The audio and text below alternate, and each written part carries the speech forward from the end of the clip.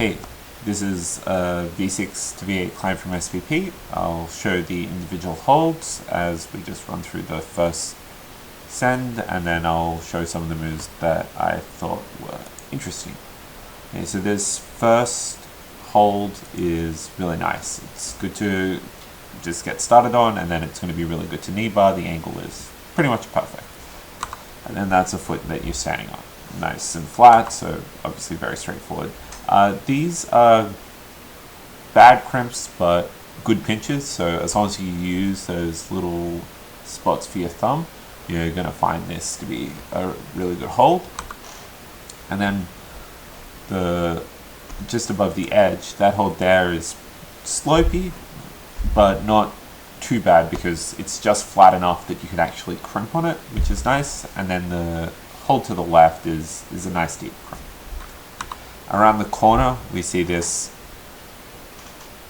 pretty terrible foothold. It's very blind, so you can't actually see when you're putting your heel onto it, and then if you put your heel onto it a little bit poorly, as soon as you put weight onto it, it's just going to slip straight off. So yeah, really not that great. Alright, so what we'll do is we'll get started having a look at some of the moves.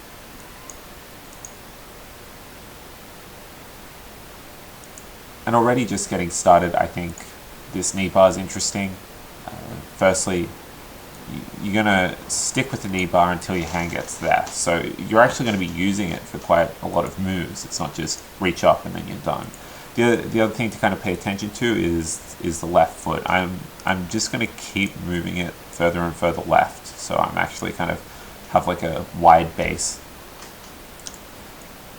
And I think that's going to, I think it avoids having you get all scrunched up on the right hand side, kind of like you're leaning over to touch one side, like one foot. It's just going to make it so much easier to get leverage out of that Kneebar. So like I said, these are actually pretty good pinches, and then this you can crimp on.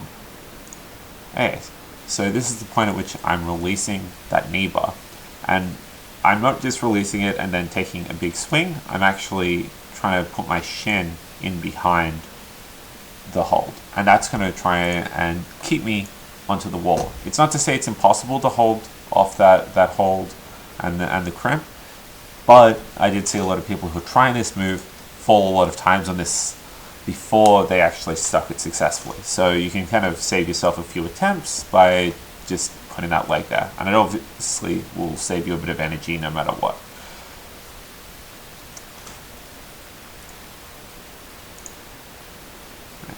So one thing that I'm pleased with is my line of sight. Even though I can't actually see the hold, I'm at least looking at where the tick mark is, and then when I climb over the top, when I top it out, I'll actually be looking at where I'm placing my right foot as well. So that's maybe a little bit of an improvement from last week. Maybe I learned something, who knows.